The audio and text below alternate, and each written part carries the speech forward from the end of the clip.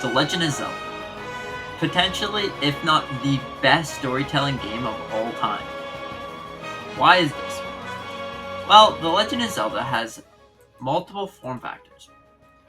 It is very creative in the way that all the games line up in this special timeline.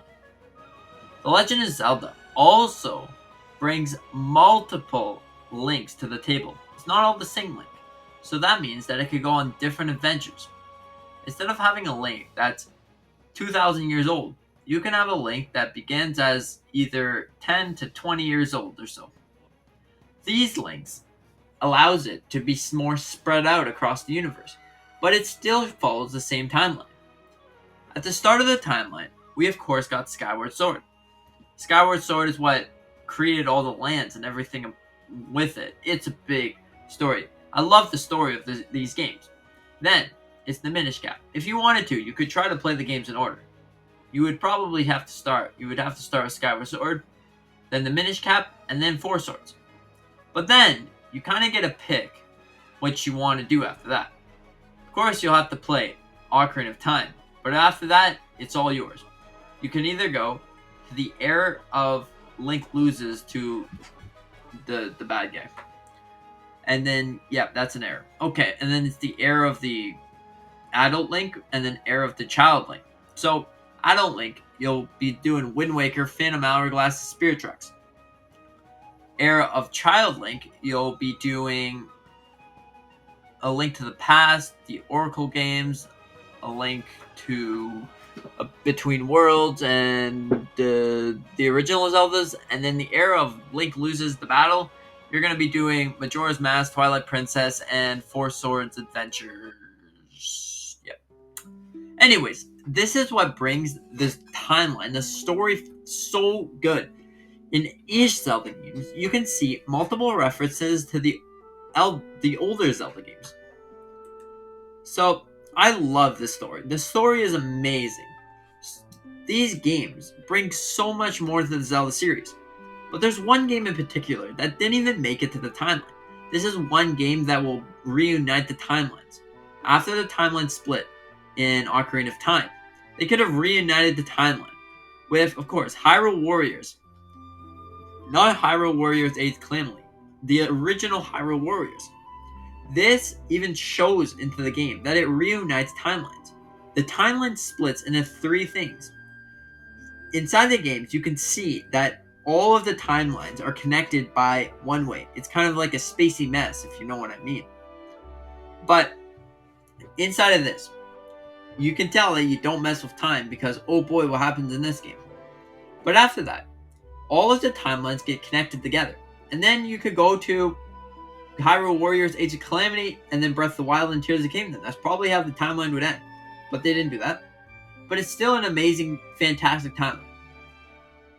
Sometimes, I just sit there, watch a video about every single cutscene or the timeline and what happened during those long years in Hyrule. It's amazing. Being able to take a video game and watch an entire marathon of trailers or cutscenes in the game is fantastic. You can start with Skyward Sword and make your way all the way down the Tears of the Kingdom if you wanted to. Of course, Tears of the Kingdom isn't actually officially placed, but we're just going to assume that Hyrule Warriors is there. It reunites the timeline. Then we got Hyrule Warriors Age of Calamity, and then Breath of the Wild and The Legend of Zelda Tears of the Kingdom. So Tears of the Kingdom would be at the bottom, and Hyrule Warriors would reunite the timeline. I think this is where it makes the most sense, because having timeline and stuff, if you know anything about the timeline, timelines of games or timeline of just in general, it's that if you mess too much with time, a lot of bad things will happen. A lot of bad things. But like, this is kind of what happened if you play around with the Ocarina of Time. It kind of split this timeline into multiple different eras. Now, the reason why it's potentially just an amazing story is because Nintendo actually wanted to make a story type game. Because The Legend of Zelda isn't just I got my little dungeon, I gotta complete dungeons a lot of times and stuff. No. it's a lot more. Because they took the idea, they came up with the games in mind that they are not going to stick with one link. They're going to have multiple links across different parts in time. So this is what they did. There were so many opportunities to make different links, and they accomplished so well. Zelda is probably the greatest franchise when it comes to storytelling, timeline, and everything between. Because in a lot of Zelda games, you can see relics from the past. Like, let's just take Ocarina of Time for some reason, and Zelda Link Between Worlds. Now, Ocarina of Time had a whole lot of fun little gadgets and stuff. Every Zelda game, the famous hookshot is pretty much there.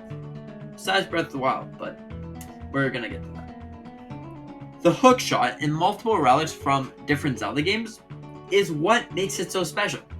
Because when you play Zelda, you start off with pretty much nothing. You get a sword and a shield. That's what you get. Then when you do your first dungeon, it opens up a whole lot more to the game. Let's just take Wind Waker, for example. I love Wind Waker. Now, Wind Waker. You start off with a sword and a shield. Of course, your grandmother's shield. She says that she's from the royal family passed down to her. It's an interesting story. It's an interesting plot. But anyways, you start off with that. And then you go on to your first island. Let's just say you go on to Dragon Roost Island. You get yourself a bow. And now this opens up a whole much more to the game. Because now you not only do you get a bow, now you get a new item to sail across the 7 seas. You get this item to help you. And also, a lot of puzzles rely on the item that you're going to get in the dungeon. Let's just take A Link Between Worlds. Why not? Let's just take that. Okay. So, you start off your sword and shield. You go off to your first dungeon. This is, I believe, the bow one. Now, you get your bow. And of course, you have to rent them, but that's besides the point. You get your bow, and it helps you unlock more and more of the game. The game is based on having items to help you on your adventure. Now, The Legend of Zelda Breath of the Wild and Tears of the Kingdom took that idea and flipped it on its head. Having every single ability that you have helps you in the game. Now, let's just take, for example, Magnesis in Breath of the Wild. It helps you lift things, boulder, everything that's magnetic, and you can use it to solve puzzles. Now, this is the same thing for Tears of the Kingdom with your Ultra Hand ability. The Ultra Hand ability allows you to take whatever you want, move it up, and solve the puzzle. See, it unlocks different parts of the game. The more linear Zelda games, they also allow you to do this. It's probably easier to unlock more things in the game. Because Breath of the Wild and Tears of the Kingdom, you have pretty much everything unlocked when you start the game. You do your tutorial, and you have every single ability that you'll need to proceed in the game. But that's not like that for the older games. We will talk, I guess, about Ocarina of Time. Why not? So, Ocarina of Time. Of course, you got your sword, and that's about it for a little bit in the game. You'll get a shield. You'll get a shield pretty early too. You got your sword and your shield. That's all you get. No items, no nothing. You gotta go and see the princess. You see the princess, then she tells you to go Kakariko Village for whatever reason. You go there, and then you access more to the game. Because you get to talk to a lot of people, and let's just say you get to Death Mountain. You'll get yourself the hammer. I believe it's the hammer, right? Yeah. Anyways, you'll get stuff there. And it'll access more and more to the game. It expands the game. And some puzzles only allow you to use these special items. Now, the timeline of the game. Having these special items connects the timeline to one another. So, the special items probably fall through space and time itself. And it's fantastic seeing this storyline. Because you can see the cutscenes from different parts of games. Even different games in general. Like, let's just take Breath of the Wild, for example. Breath of the Wild has the roots of Dragon Roost Island. It's more like a reincarnation Hyrule, and they took the roots of Dragon Roost Island. This is what happened, in my opinion. Dragon Roost Island was there in the Seven Seas after Hylia or whatever flooded the Seven Seas as their last resort because they wanted to protect the Triforce. Now, the Triforce is the key to doing all this. So they flooded Hyrule because it was the last resort. They didn't want the bad evilness to see or what's happening in the temple. So they flooded it. That's it. But after Link destroys Ganon, it goes back to normal. But it kind of goes into a rift. And then it brings us to Breath of the Wild. Because you can hear the Dragon Roost song from a different era. A totally different timeline. You can hear Dragon Roost Island. So this is what I'm saying. What if Hyrule Warriors is the game that connected every single game together? We got Dragon Roost Island. Because it even showed in Hyrule Warriors. It took space and time and kind of flipped it and did a whole bunch of bad stuff. But Dragon Roost Island was sucked into the same timeline as Breath of the Wild. And then it made it like as itself. Because you can hear the Dragon Roost Island song in Breath of the Wild. So this is what I'm saying. Zelda is a fantastic game for timelines and stuff. Because it's amazing. Having different stories, different points in time is amazing to see. I love these games. These games bring so much fun to it. Having your game, let's just say you want to start off with any game, let's just Skyward Sword. You want to play it in order. Start off with Skyward Sword, then you go up to Minish Cap, and then Four Swords, and then Ocarina of Time, then you get a pick. You want to Wind Waker, you want to do, A Link to the Past, or whatever. You want to do that. You can go anywhere you want. These games have such exciting adventures. Even if you don't even like the puzzles, that's fine. There's a lot of ways in Zelda games that'll help you even do the puzzles. If you don't want to do the puzzles, well, you kind of still have to do the puzzles, but you don't really. You can just either search it up, but whatever. You can do whatever you want.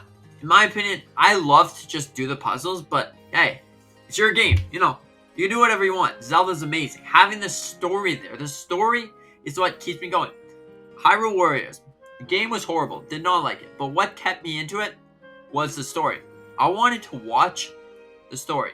And then I was like, you know what? This game isn't half bad because the characters actually have, personalities and things. So this is why Zelda is, the best storytelling game of all time. It has so many different games connected to one timeline. And it's an amazing game. It even shows in the story that how these games are connected in one way or another.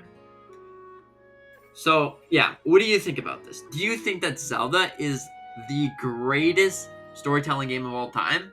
Or do you think something else is different? Let me know in the comment section down below.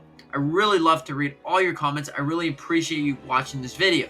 And consider dropping a like if you agree. Maybe you don't agree, but you like hearing my personality. Consider dropping a like. I hope you have a fantastic day. And with that being said, thanks for watching. See you in the next one.